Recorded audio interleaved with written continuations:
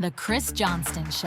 Let's go! Your number one destination for a behind-the-scenes look at the game of hockey. Is this thing on? Here's NHL insider Chris Johnston and host Julian McKenzie.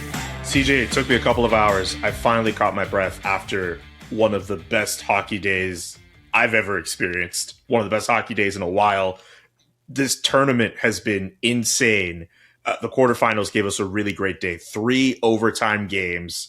Arguably the biggest one of them all, of course, Canada and Czechia. Canada getting an absolute scare. So many different storylines we can get into. But before we get into that, CJ, how did you take in that Wednesday of quarterfinal action at the Olympic Games?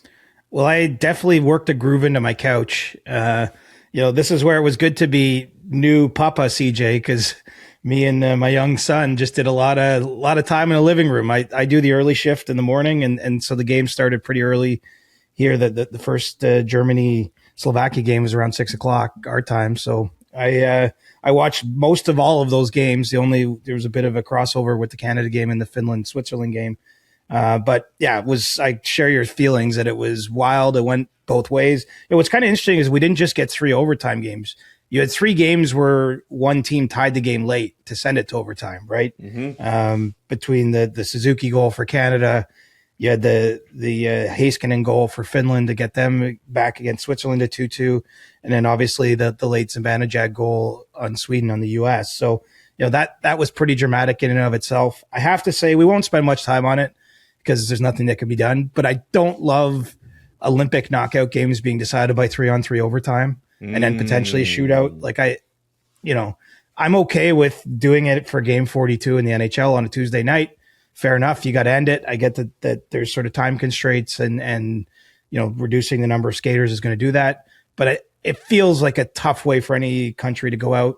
That being said, the rules have been established for a long time. They're fair for everyone. Everyone knew what they were going in. But that would be my only small, nitpick, I'd say, is that it doesn't feel great having the 3-on-3 overtime decide those games. You know who disagrees with your statement vehemently? Skip Bayless. Oh, yeah? What did you see say? His tweet? No, I missed it. So this is a tweet he dropped yesterday after USA beat Sweden. We win in overtime. USA beats Sweden in Olympic hockey. 3-on-3 is much more fun to watch. More open ice, more one-on-one shots on goal, less lucky bounce, high traffic goals in front of net. Listening, NHL? ? Fair enough. I mean, look, I understand. Fair enough. This is Skip. Tell me you don't pay attention to the NHL without telling me you don't pay attention to the NHL. You don't have to be middle of the road with this. This is a dumb take. Well, people like goals, right? And obviously You go down to 3-on-3. Like it's done to decide the game, right? It's done because the odds are, like the Canada game, they got through two lines. Like it was the second set of skaters on the ice when Marner scored his goal. There's not.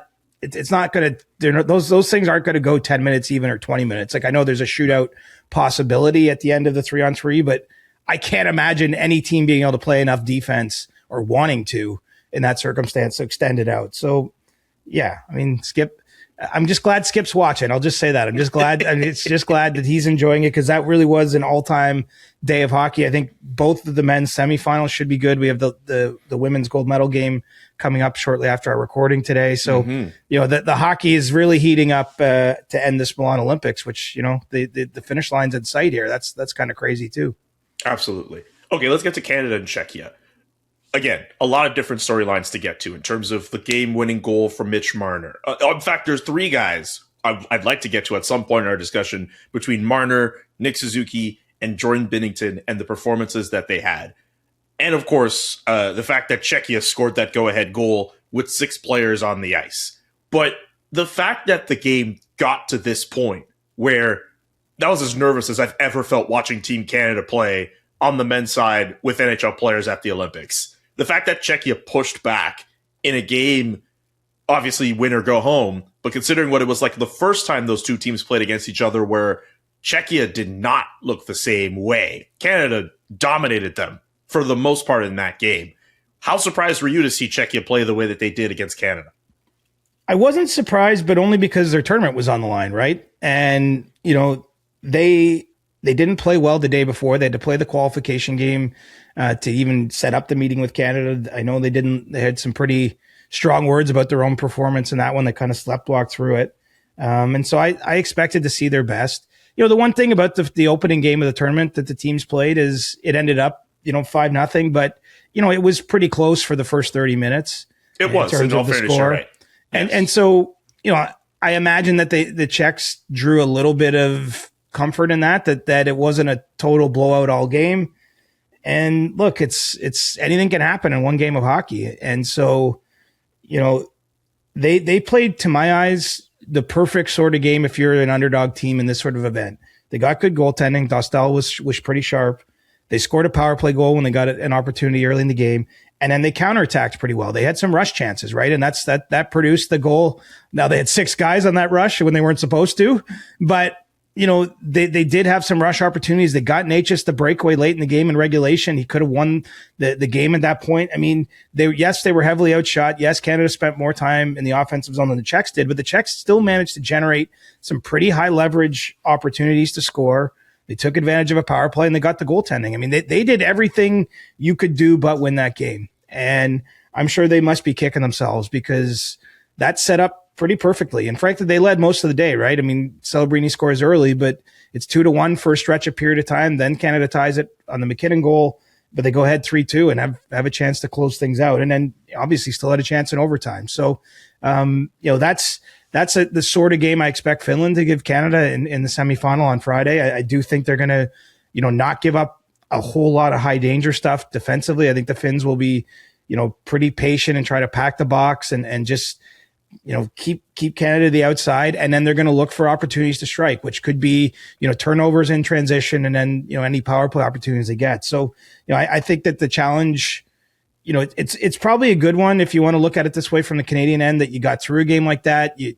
You would draw some confidence from it naturally.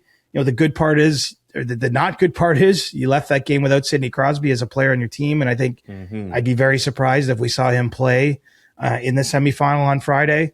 And so now you're searching for some new lines. Remember that the Crosby, Marner, Stone line had been the one the Team Canada hadn't touched from the start of the event right until the moment that Crosby went out there taking that hit in the first period from Radko Gudas. So, Canada will be looking to reshuffle the decks a little bit, most likely with Crosby, what I would think would be unavailable for the semifinal. So, it's a tough tournament to win.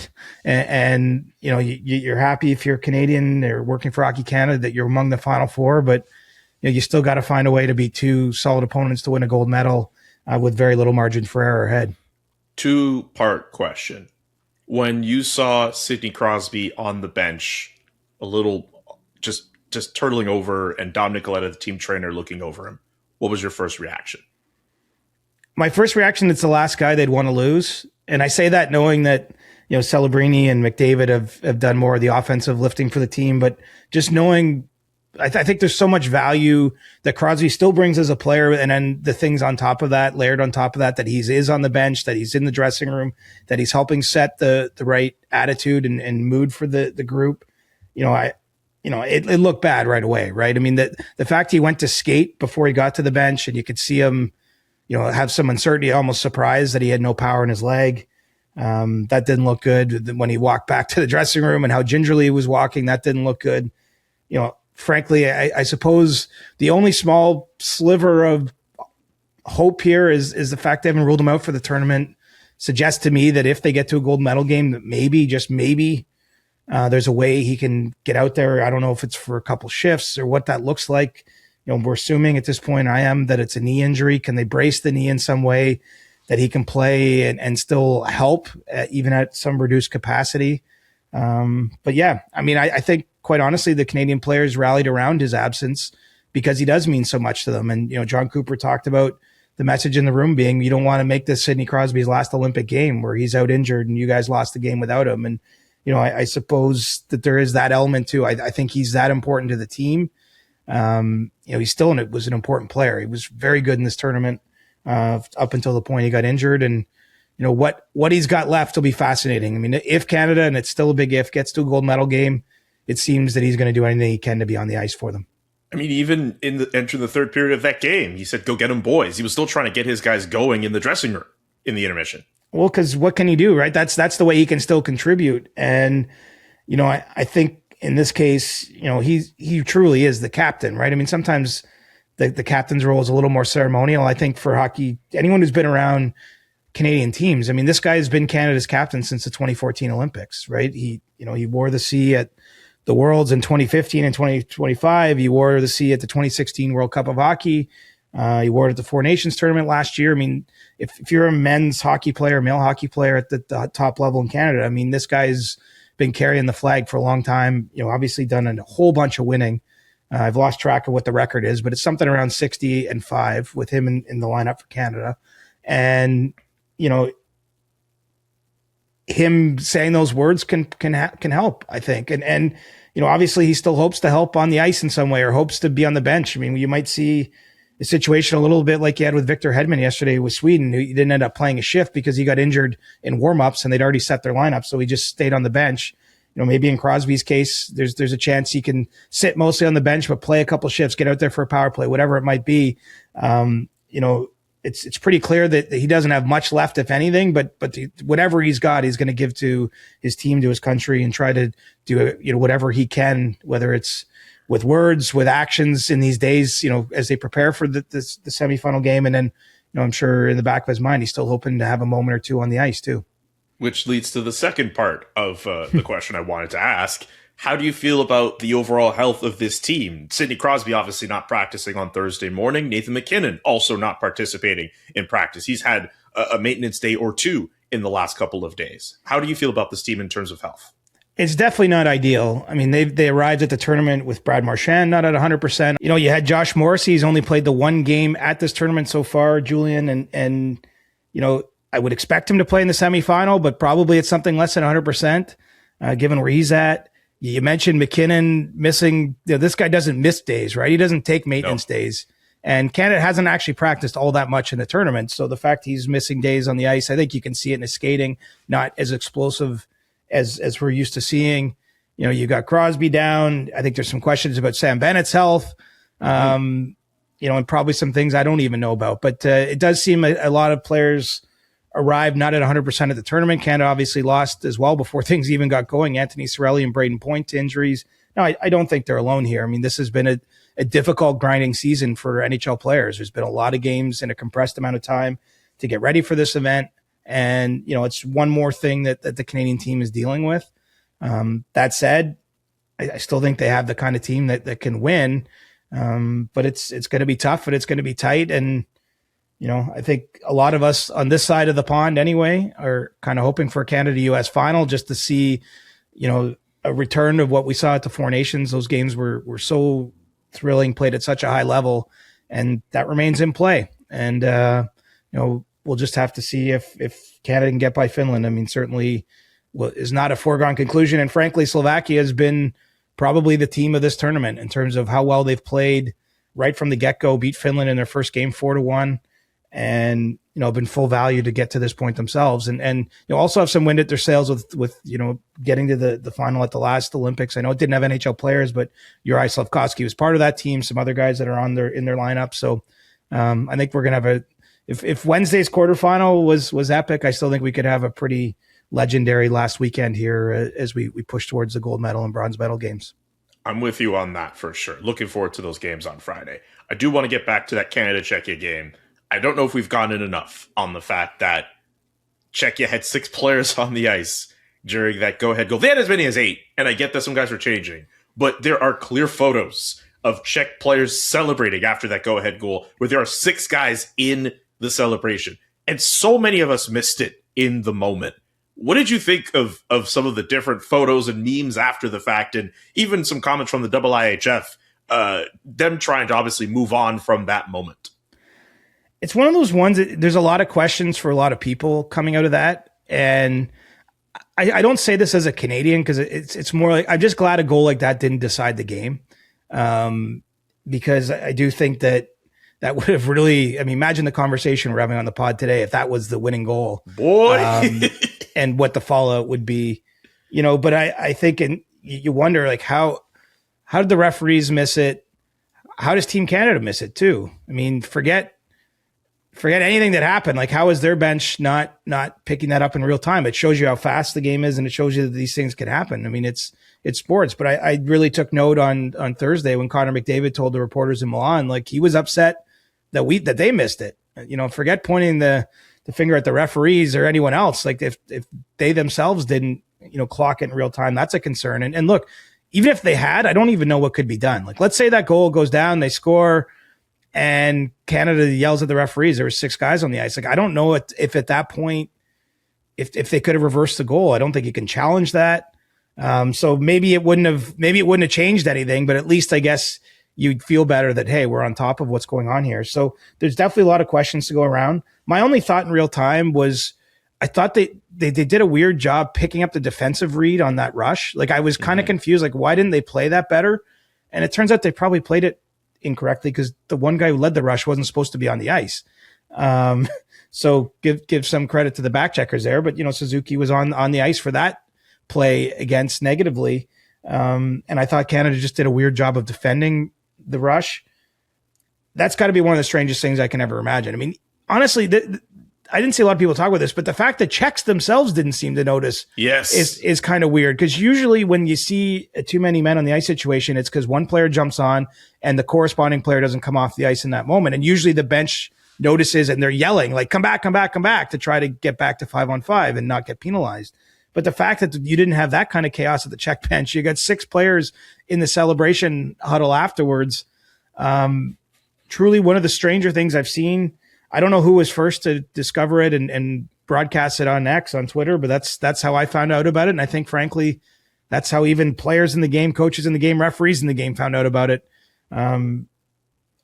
I mean, just bizarre, totally bizarre, top to bottom, how that happened and went undetected.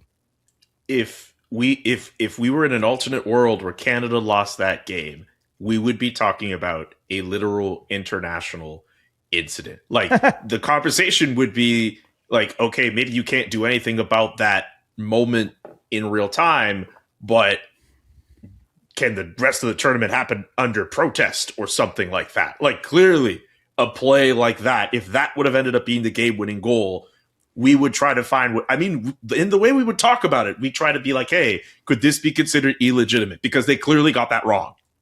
Yeah. It's like sort of like a hand of God goal in soccer or something. Yep. You know what I mean? Like, it would be a goal that lived in infamy in some ways. Just because there was no question about it, right? I mean, there's not a lot of gray there. Like, it was a clear violation of the rule. I don't really know how it happened. I don't know how no one noticed. But became academic because of Suzuki tying the game and ultimately Marner making a great individual rush to win it in overtime. But that's what I love about sports. What I love about hockey is you can watch and watch and watch for years and decades in my case, and you still occasionally see a play happen that you've never seen before, right? And I think that qualifies as that for me. There's a really funny tweet I'd like to get to before we get to some of the different individuals who played a significant role in Team Canada winning against Czechia. Steve Dangle tweeted this on Thursday morning. People asked me if it would be weird to cheer for him after everything that's happened. But when he scored, I was thrilled. What a goal from Montreal Canadiens captain Nick Suzuki. That's funny. That's really good. But what a game, obviously, for not just for Canada, but just the fact that Nick Suzuki, who has gotten maligned a lot, I don't think he's necessarily been that amazing of a fit, even though some guys on Team Canada might say otherwise. He had a wide open net that he missed in that game against Czechia, but then he redeems himself with a game-tying goal and also had a really great shift leading up to that goal. Before we get to Marner, before we get to Binnington, what did you think of Nick Suzuki in that big game-tying moment?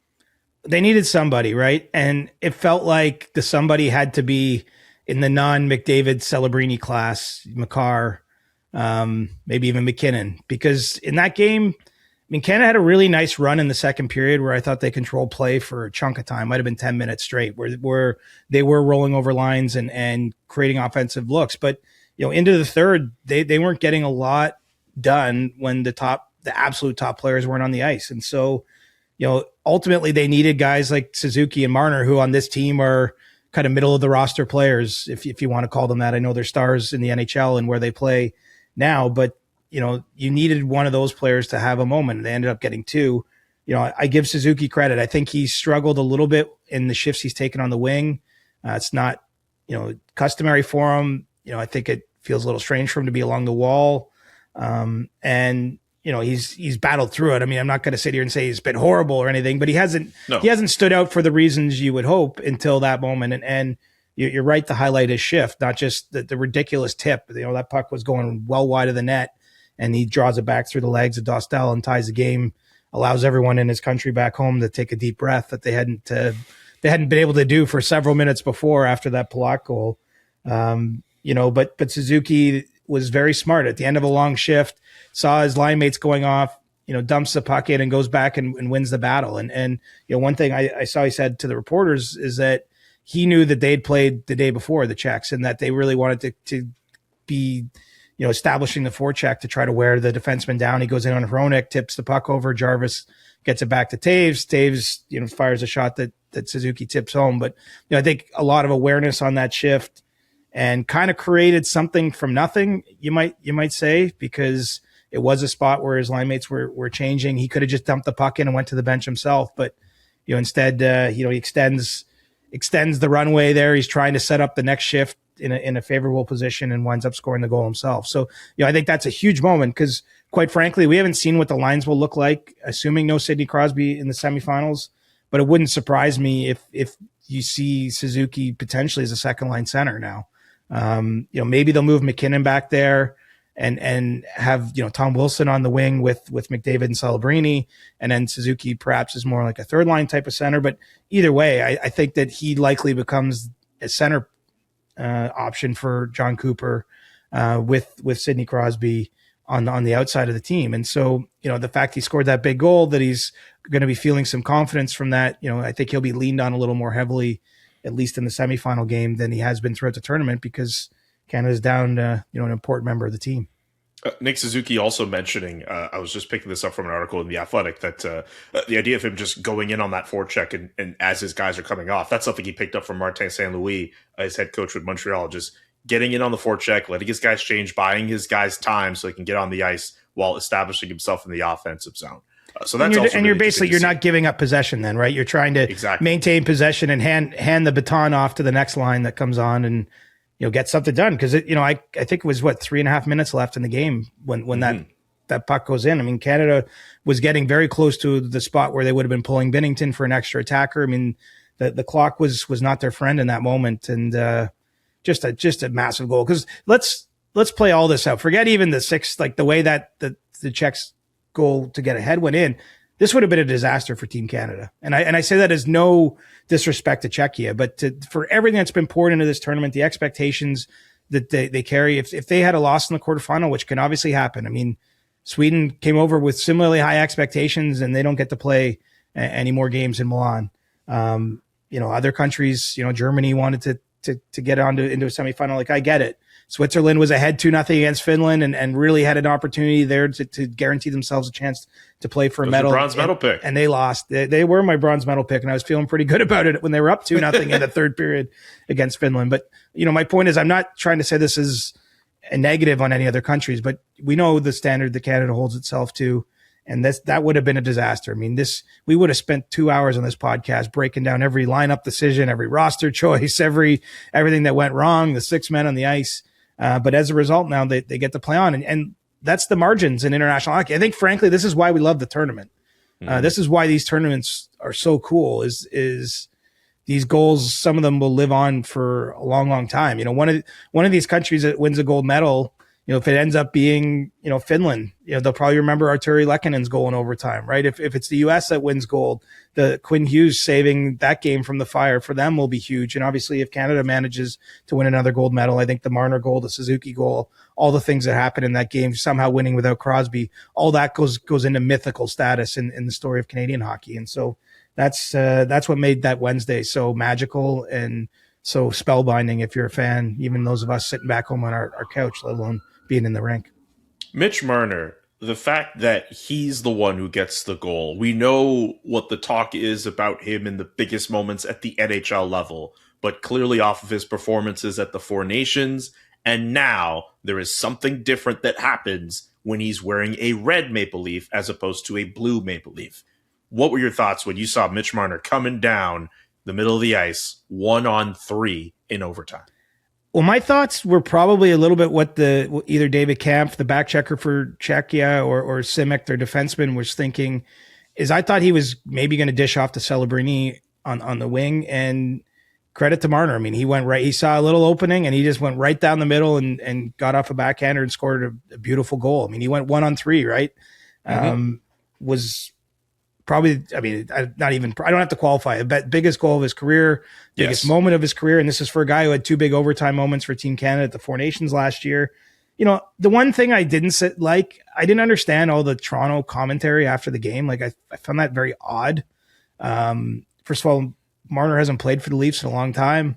I just don't think the Leafs have anything to do with this. I mean, I certainly don't expect any Leafs fans out there were conflicted about it. Like, you can easily cheer for someone wearing your country's colors. And you know, I just don't think one has anything to do with the other. But for Mitch Marner, good for him, man. He's coming up clutch in these moments. This is what changes some of the narratives, right? This is what changes the legend of a guy. I mean, he's still going to face some questions when the Golden Knights get to the playoffs. Can he do it there? It wouldn't surprise me at all if he did. I mean, you give great players enough opportunities, they're eventually going to break through and have their moments, right? It took Alex Ovechkin and the Washington Capitals like 13 years to win a Stanley Cup. Didn't mean that Ovechkin wasn't a great player for the 12 years that preceded that cup, but it took them some time. I fully expect that kind of arc for Marner on a personal level to shine through at the NHL level. But, scoring a goal like that for Canada, as I say, it literally could be a goal that's remembered that people are bringing up to him 25 years from now when they see him in Muskoka or on a golf course somewhere, or, at some kind of speaking event that he's at, or whatever else he's doing in retirement from his playing days. I think that was an awesome moment for him. And as I said, I think Canada needed that from kind of the next layer of the lineup, because, you get to a point where, McDavid's got 11 points in 4 games. Like, we're probably not even talking about that enough because there's so much. That has not been talked about enough at all. He is currently tied for the single tournament record in Olympic tournaments with NHL players for most points at a tournament with Teemu Selanne and Saku Koivu. We are not talking about that enough. Right, and he's got 2 games left to play. I mean, he's averaging 2.75 points per game against the best players in the world on the biggest stage for his country. If you've been watching the games, that's not a bunch of soft points either. That's like direct plays he's creating. Even like the pass he made to Celebrini to open the scoring against Czechia was just ridiculous. Like, I'm pretty sure if anyone, there might be 1 or 2 other people on earth at most that could make that play. Probably not even, even among the absolute best. Like, he just looks so fast, so driven.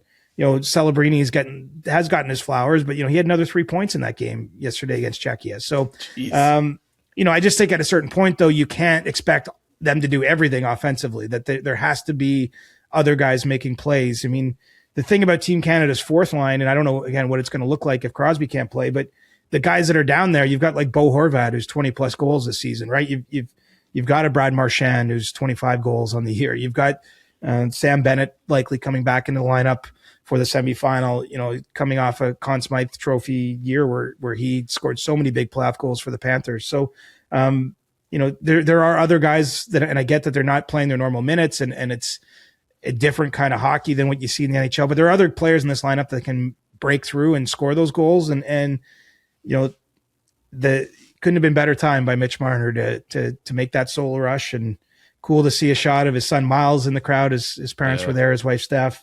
I think he's moved on from the Leafs. Honestly, I think the Leafs have moved on from him. Like, that's why I'll say this. We waited 12 years to see hockey again at the Olympics, like on this level. 12 years ago, I don't think Twitter or X was what it was then, what it is today.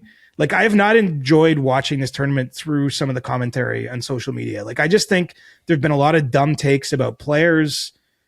I just think there's not enough respect for the idea that hockey, first of all, is not a game of perfect, that we are literally watching all of the best against the best, which is the fun part. But I don't think there's been a proper recognition that, like, no one goes out there and just dominates. I mean, the fact that McDavid is going out there and just dominating, we should be elevating that versus ripping down everybody else. And then the whole Marner, like, it devolved into this weird Toronto thing. I didn't get it. I just want to say Twitter in 2014 was way more fun than Twitter in 2026. Way more fun. Yeah, I get what you're trying to say. It's almost like everyone's too serious and everyone's like rushing to be right about stuff. Like even there was a lot of people on there ripping on Marner before the goal. Like it's hard at this event, right? Like I think it's fair to say ripping on Suzuki too. They're ripping on a whole bunch of guys. Right. That's what social media is now. Matthews was getting dragged everywhere, you know, and you still look where he's at. Like he had an assist on the big goal yesterday for the US. Like, I don't know. I just think that it's like on, it's honestly, it's a little toxic. Like it takes away some of the joy of what this is. You know, look at Canada's gold medal wins, because those ones I know off the top of my head. Like Crosby did not light the Vancouver tournament on fire, but he scored the only goal that, it's like the only international goal that's mattered for a Canadian men's team in like 25 years. And I say that knowing they've won other tournaments, but come on, that thing's like on a postage stamp. That thing's going to be that's one of those Canadian heritage moments. You know, even in 2014, he scored a breakaway goal in the gold medal game, but he didn't exactly like fill the net that tournament. I mean, this is what this level of hockey is. Like none of these guys, it doesn't mean they're bad or that they're playing poorly. Like I don't know. I just feel like there's like a rush to somehow like shit on everybody. And I don't understand it. I think it's just, if Mitch Marner spent his entire career playing for the Arizona Coyotes / Utah Mammoth franchise, he would not get any of this. If he spent most of his career playing for an American franchise and was just a really good player playing for those franchises, we would not be talking about this. The fact of the matter is he played for the Toronto Maple Leafs. His failures with the team are very much described, and that puts him in the spotlight. Kind of like similar. I mean, but Nick Suzuki. I will say this: those discussions, and I will defend those discussions, were relevant because that team with the Leafs, you know, for 9 years, every year basically they were in a do or die game, whether it's Game 5 against Columbus or Game 7, and the numbers showed it. That the best offensive players on the team, Matthews, Marner, Tavares, Nylander, didn't like their offensive output went down in those games, and they lost them all, right? And some of those games were like 2-1 games in overtime, where if they had one more goal and if it came off Marner's stick or Matthews' stick, the whole narrative is different, right? But the narrative, I'm just going to argue that it was fair for that point in time. Now, I would say it's unfair to say those players will never figure it out. They'll never have a great moment, but I don't really see anyone saying that. Like that's the thing. Like Mitch Marner chose to leave Toronto, right? Like it wasn't like the Leafs ran him out of town and were like, we don't want this guy. You know, obviously they made an attempt to trade him when they thought that he wasn't going to resign because they were trying to get something back for him. But, you know, I just think people shouldn't get twisted here. Like, I don't think anyone ever said Mitch Marner will never do it. If they did, that would be a dumb take then and now. You're trying to use nuance and you're making too much sense. And if there's one thing that Twitter does not like, is nuance and trying to make too much sense. Ultimately, the point I was just trying to say is the fact that Marner, and I'll put Nick Suzuki in this too because he's gotten a lot of criticism in this tournament. Suzuki currently plays for a Canadian franchise. Those fan bases are going to be very loud and vibrant on Twitter, so they're going to attract a lot of attention when those guys are pointed down. And even if Mitch Marner only plays for the Vegas Golden Knights now, we all still remember him as a Toronto Maple Leaf, and he's still going to attract that attention. I mean, the tweet I mentioned earlier from Steve Dangle, but that was funny. That's a funny tweet, but that's a good use. That's a good use of social media to me because you read that and you laugh, and Steve's in on the joke, and he's not dragging anybody. And it's a joke. He's not dragging. You're absolutely right. But clearly, it's on that, and he wouldn't have made that joke if he played for the Los Angeles Kings. Yeah, I mean, this is the awesome thing with this tournament. You're gathering literally the greatest players on earth. You're putting them under intense pressure. In a very tightly contested games, and somebody's gonna, and it's not just somebody, it's multiple people are having these big moments, right? And you see them through history. Like Arturi Lehkonen has scored a ton of big goals and did for the Avalanche, right? Scored the winning goal in their cup clinching game against Tampa. Scored a goal for the Montreal Canadiens to get them to the cup final. There you go. Scored overtime goals in the past, and he's the guy who breaks through for Finland. Like this adds to that legend about, you know, a really kind of underappreciated two-way player. You know, Quinn Hughes is like, everyone's now talking, well, he wasn't at the Four Nations. That's why the U.S. like this is, I just think that the conversation can be more productive and can be more positive. Like, I just think we should be positive, honestly, about this entire event. Like, I even saw some of our colleagues calling this like a crappy tournament at one point. I was like, what are you talking about? Who said that? Who said that? I'm not naming names. It was out there though. It was like people were saying that this was a really bad tournament and this. I think that's crazy. It was boring. Blah blah blah blah. No, what? I disagree with that wholeheartedly. Exactly. And maybe this is what I'm maybe saying. that's the FOMO talking, but like I get that. Like maybe you want more upsets. I'm sorry. I think the tournament for the most part on the men's side has been pretty good. Well, I think it's been pretty good. And you still got some upsets in a sense. Yeah. Like, I didn't look through the brackets, but I bet a lot of people didn't have Slovakia in the Final Four. No, I think this tournament's been fun. I think this tournament's been use my word. This tournament's been great. We came within a hair of having Slovakia and Switzerland in the Final Four. Which is crazy. And potentially within a hair of having Czechia and Sweden in the Final Four with Slovakia and Switzerland. You could have had all of Canada, Finland, and the U.S. out yesterday. Like, if for different overtime results. Minds. Right. And honestly, I think it's been every bit as good as I hoped for. And I think, as I mentioned earlier, I think both semifinals will be tough games. Obviously Canada's favored over Finland. The U.S. is favored over Slovakia. That does not guarantee anything, as we saw yesterday. No. And, the gold medal game is going to be, no matter who gets there, is going to be, it's a game of your lives for a lot of these players. It's been so long coming. It's this tournament's everything. It's awesome. So I just wanted to comment in general. Like, I know that me saying this deep into a podcast about hockey isn't going to change anything, but I think social media has been a little bit, I don't know, people lose their center of focus sometimes. And I just feel like I've seen a lot of that on hockey Twitter during this tournament. You know what's funny? Like, not once during that whole discussion on hockey, Twitter, social media, did we mention other apps like Blue Sky, where who knows what the conversation is just like. Like, people expected that site to kind of replace Twitter. I don't know how many of those discussions are happening. It just hasn't taken off the way that it has. No, because it's hard. It's hard to achieve what's called network effects, right? It's hard to get to a point where everybody is somewhere. And I realize that's not everybody, but Twitter has the most of everybody. That's why I've stayed there, because I want to be where the people are. I want to be where the audience is. And so though, I'm not blaming the app in this case. Like, it's real people sending those tweets. In some case, again, I'm not naming names. In some case, it's real people that I know and like that are sending these tweets. Like, that's my point. It's like if one or two of them are listening out there, like, just think twice about this. Like, we're watching hockey at its highest possible level being played right now. And not everybody dominates every shift in that environment, but I just think context is important. That's all.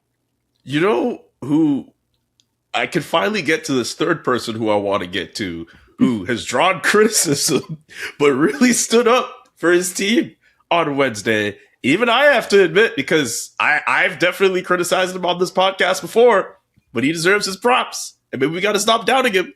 It's Jordan Binnington, who stood on his head and made some big saves in the third period and overtime to keep an opportunity for Team Canada in this game. Maybe we have to finally stop doubting him when it comes to playing on the international level. Well, I've already stopped doubting him.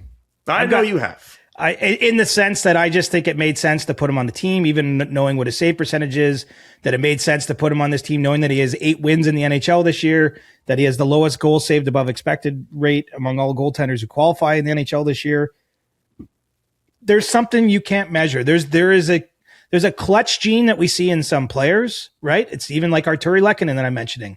Certain players back in the day, my old townmate there, Justin Williams, right? Mr. Game 7. But he was a player who didn't ever challenge for a scoring title. But when the games mattered the most, he scored so many big goals for his teams.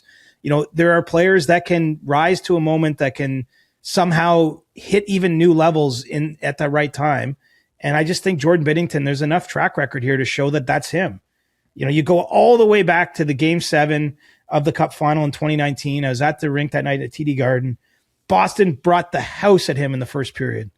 Absolutely dominated the game, and he didn't allow a goal to go in. And then St. Louis scored and got its footing and ended up winning 4-0. But he had a shutout that game, right?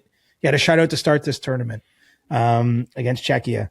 Like, he has shown that he can, when it really matters, bring his best. And you see it with Martin Necas. All the things we talked about, we didn't even mention he had a clear breakaway with about little less than a minute and a half left. After Canada tied the game, they allowed probably the second most dangerous shooter. I'm going to put Pasternak as probably number one guy you don't want on that breakaway. But if not, first or second dangerous shooter for Czechs gets a breakaway. And Binnington stops him. He also made a pretty good save in overtime. So, there's no question about who's starting in the semifinal. Like, that's not a debate in Canada. I get that you may end up still losing with Jordan Binnington in net. Doesn't necessarily make it the wrong decision, in my opinion. I mean, you're not playing the semifinal without him having some big moments in the quarters.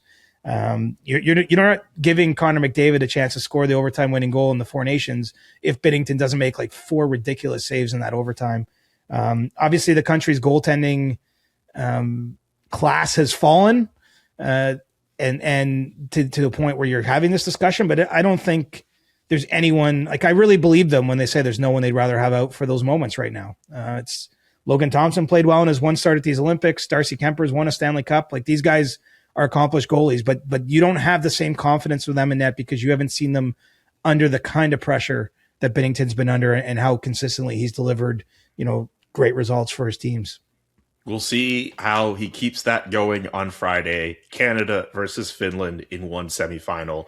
USA versus Is he a Hall of Famer if Canada wins the gold medal? Oh boy. What? Oh boy. Oh my God. Is he? I'm not saying he is. He has the accolades. It's just like, if you've backstabbed your team, and he was the big reason why the Blues won. Like, they didn't win in spite of their goaltending in 2019. And if Canada wins a gold medal, and look, that's still a big if. They got to win 2 more games, far from a guarantee.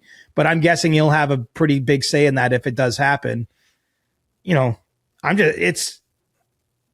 reputation might live forever. Like, that might be the kind of reputation you do put in the Hall of Fame one day. I'm just saying. My first thought is, if you're in the Hall of Fame, there's a sustained period of time when you're considered among the best goaltenders in the world, particularly at the NHL level. Yes, he doesn't have that. He doesn't have that. That's a big thing. But the fact that he has a cup, if he gets the job done at the Olympics, that's 2/3 of the way there. If he plays at a world championship and wins and gets himself a triple gold, has he won a world champion? Yeah, no, if he gets he's been to multiple. In fact, he was there in Prague 2 years ago when I was at the tournament for Canada. But he hasn't won a Worlds yet. But yeah, I mean, I don't want to say he would have the hardest 2 legs of the Triple Gold Club taken care of if he wins an Olympic gold medal. I would say right now, and if this is controversial to say no, so be it. But only because over a sustained period of time, I don't know if we could say he's the best or among the best in the world. Like, I think he needs like an individual accolade to like properly cement that. But also there are people who would look at the goalies who are in the Hockey Hall of Fame and say like, oh, well, this guy's in there, so of course he should be in there. I don't want to use Tom Barrasso as a specific example, but there are definitely some other goalies who I'm sure people would look at and be like, this guy was so maybe Jordan Binnington is so. But I don't know if he's even at that point yet. It's a hard position to ever be considered. That's a crazy question. It's a hard position to ever be considered like for 10 years the best at, because there is so much fluctuation in performance. And I don't even realize think it's a question of even 10 years. It can even just be like 3, 4, or 5. I realize saying that the Brodeur had that and Price had that, and obviously Henrik Lundqvist had that. I mean, Henrik Lundqvist got very close, but he didn't win a Stanley Cup. He did win an Olympics with Sweden in 2006. But anyway, just let's not go too far down that road because Canada hasn't won anything yet. But it did cross my mind that Binnington, like that's the kind of thing that could sort of be on the line in the background of all this weekend. If you have thoughts on whether or not Jordan Binnington should be a Hall of Famer, leave a note in the comments, or I don't know, get at us however you get at us already. Whenever we say something that's worth talking about in our emails or whatever. We've had a couple people in the last couple of weeks send us stuff, so we appreciate that. But think of like Connor McDavid obviously is going to the Hall of Fame, but think of like what's on the line for him this weekend. And the fact he's got those 11 points in 4 games and could easily add to that total. This is what makes this really special. This is like where the hair starts to stand up on your neck, thinking about, Cale Makar, again, also a guy probably going to the Hall of Fame already, even based on what he's achieved. But, this is like, you're leveling up if you can find a way to add a gold medal at this point in time. So, the games that are about to be played for the best players in the US, the best players in Finland, the best players in Slovakia, it's all Like this is as good as it gets right now. That Jordan Binnington question is going to be on my mind all day, by the way. I just want that mentioned. With respect to the Germany-Slovakia game and the Switzerland-Finland game, we'll put those to the side unless you have some loose thoughts from those. But I do want to at least talk a little bit about the USA-Sweden game, which went to overtime. We mentioned Mika Zibanejad scoring a late tying goal to send it to OT. And then Quinn Hughes, great shift by him, waving off the coaching staff to stay on the ice and score that overtime winner. I thought he was signaling to them to say, put on Freebird. Like, get it ready. Yeah, look, I get it. Team USA, the big bad empire, but I want that dream matchup of Canada versus USA, and USA is doing its part to get one step closer to making that happen. What did you think of that game? We can go through a lot of different storylines from that. What I thought of that game is it reminded me in reverse of the Canada-US semifinal in Sochi, where it was a very close 1-0 game, but one team was clearly dominating the other. In that case, it was Canada and not giving up much to the US.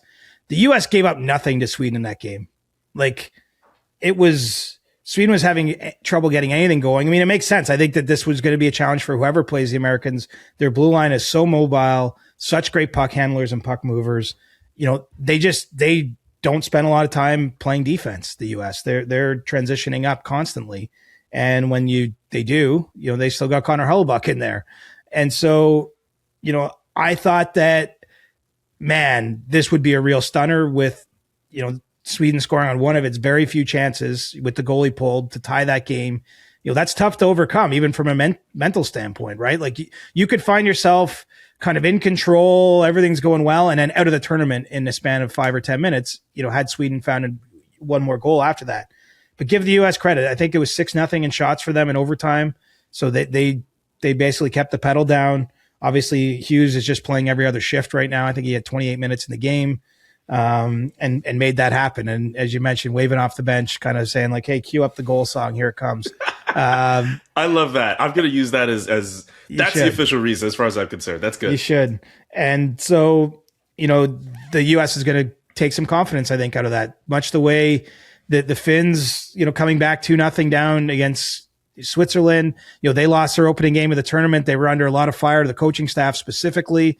Like, I think that they're probably feeling more confident in their game, that they've come through some bumps early in the event and are, you know, still living to fight another day, still having another game to play. I think the Americans will feel the same way, and the Canadians as well. I mean, really only Slovakia has had probably the easiest road, and I say easy in air quotes, but they've, you know, they haven't had maybe the same kind of stumbles through this tournament. And you know, really they've kind of been like the good vibes team, it seems like, getting to this semifinal. But you know, the Americans look very dangerous. And you know, they've talked a long time. You know, obviously there's the 28th documentary out there about the miracle win. I mean, as much as those documentaries are great, and I did love it. Sorry, I'm not hating on it, but no. The truth is we're almost 50 years removed from the U.S. men last winning gold in hockey at the Olympics. And this group has a chance to change that. I mean, when I talk about legend status and halls of fame and all this stuff, I mean, if you're part of the American team that can get that done, if you're one of the top players with that opportunity, I mean, doesn't get any more special than that. And so, you know, they were full value for the win over Sweden, but it was a little nervy at the end, and you know, good for Quinn Hughes for having that moment for his country, because, you know, he's been just great this tournament. Absolutely. I mean, speaking of being years removed from things, when USA beat Sweden on Wednesday, it's the first time since 1960 they were able to do that at the Olympic tournament. So things could happen. Things could change. Obviously. Yeah, quite some time. What was the next thought I had? What do you I'll get to Sweden, because throughout this tournament, they have confused many of us with some of the lineup changes that they had. We mentioned Victor Hedman and the fact that he was hurt in warmups, but still on the bench. They could have probably, if in a different situation, maybe you dress a guy like Rasmus Andersson, but not available to play. Jesper Bratt only plays like in the third period onward for Team Sweden. There were some instances where Philip Forsberg was being used as an extra forward. And one note for Jacob Markstrom, too, who I thought played really well in that game against Team USA. As a whole, how do you think Sweden will look back at their tournament? You mentioned the fact that they have similar high expectations to teams like Canada. Yeah, it's a disappointment. And, you know, they never seem to find their best level. They lost the game to Finland during the preliminary round. Sam Hallam, their coach, has faced a lot of second guessing, criticism, whatever you want to call it, over the way he's deployed that lineup. I mean, the fact that Forsberg and Oliver Ekman-Larsson sat on the bench for the entirety of their opening game against Italy, I believe it was Italy, and didn't see a shift seems kind of strange. At the end of the day, though, they just haven't got enough results with Hallam as their national team coach, and I think that's why there are those questioning, whether he'll stay in that position longer term. But the end of the final analysis is there's more countries that come to an event like this expecting to win a medal than positions on the podium. And so it's going to be somebody that falls short. And, if you're Sweden, they fought right till the end. They were one shot away. There'll be there might be a little bit of hollow or sort of, a little bit of a silver lining to be found there as they process the disappointment. But, it's a shame because they have such a lot of players in that team. You wonder if they'll get another Olympics, right? From Erik Karlsson to Victor Hedman, even Gabriel Landeskog, everything he's gone through was their captain at the event. But it's a team that's kind of aging out a little bit, and they didn't make the kind of memories they were hoping to in Milan. So I think that there's a transitionary period ahead for Swedish hockey. They still got some great young players like Leo Carlsson didn't get a chance to come to the tournament because he was injured in Anaheim. He would have helped, but he'll also be a big help 4 years from now in the 2030 event. I'm sure he'll be their number one center. I would expect, someone like William Nylander will still be an NHL player, I would think, at that time, and a pretty effective one. So he'll probably get another crack at this. But they're going to be turning over a fair bit of this roster, and I'm curious to see what their federation does with the coaching situation, because it just hasn't been good enough for them. If you look back the number of world championships and now this Olympics, they feel like they've been underperforming consistently in the last number of years. Before we get to stick taps, any official, I know you love doing those, predictions for the semifinal matchups, Canada, Finland, USA, Slovakia? No chance. You can make a prediction, though. I'm not doing it today. I'm not doing it. I ain't doing them either. I'm not even afraid of it. I honestly don't. I don't know. I don't have anything can happen in those games. That's all I'll say. I knew you were not going to do it. So a lot of people, again, on our side of the pond. I know we have listeners in Europe too. Many of them, and thank you for that. But a lot of people in North America are going to go into the Friday thinking it's going to be Canada, US in the final. And I'm just saying, don't be surprised if it's Slovakia, Finland. I'm not saying it's likely, but it's very possible. And any combination in between is still a possibility. So just enjoy the games, which I'm going to do. And I'm going to watch a lot more hockey between now and Sunday afternoon. Stick tap for this week. On my end, I'll just continue to say thank you to everybody who's been coming out to all the different book events I've been having over the last couple of weeks. Thank you to everyone who came out to Perfect Books in Ottawa, and I will see you guys at NDG Luncheonette in Montreal on Saturday. So that's an easy stick tap for me. And just to everybody, just enjoy these games. This is the first time in 12 years we've had NHL players at the Olympics, and I really think we've been getting some really entertaining games and just entertaining storylines as a whole. Just, enjoy what we got. That's a good one. I'm going to give mine to Victor Hedman, who, in my long experience in the league, one of the true gentlemen in the NHL. I've had some personal interactions with him over the years that I really cherish and think highly of Victor. And, really he's one of the players you could put as a face of the downside of not having the Olympics experience this last little while. I mean, he probably should have been picked in 2014 for Sweden, but he was left at home kind of controversially. That Swedish team did get to the gold medal game against Canada, ultimately won the silver medal in 2014. He would have absolutely been a rock of their teams in 2018 and 2022. Alas, no NHL players there. Gets to his NHL tournament and unfortunately has to watch all of the quarterfinal from the bench. It was hard not to feel for Victor on a personal level, seeing that, knowing how much this tournament meant to him, knowing how long he'd waited for that. And it's a reminder that the flip side of the coin at all these tournaments too, for all the great moments players can have, there can be some heartache built in. And, I have no doubt that Victor's going to bounce back. I hope he's healthy enough to get back to North America and be part of, what could be a long run in Tampa this spring. But there's just sucks seeing a guy sit the whole game on the bench who's waited as long as he had for his Olympic shot. So, there's as much as there's glory in and great things that happen at the Olympics. We shouldn't lose sight of the fact these are human beings, and there's a lot of disappointment built in there too. That's part of why we love these events. Very well said, CJ. Great work as always. Thank you to everyone who listened to today's episode. We'll be back early next week. Get your questions in for Ask CJ, whether you follow us on Twitter, whether you follow us on Instagram, wherever. Just get your questions in. We'll try to answer as many as we can on our next episode. We'll let you get some sleep, and we'll enjoy these games to come on the men and the women's side at the Olympic hockey tournaments over the next coming days. Thanks, guys. The Chris Johnston Show. Follow Chris on Twitter @ReporterChris and follow Julian @JKA McKenzie. The Chris Johnston Show.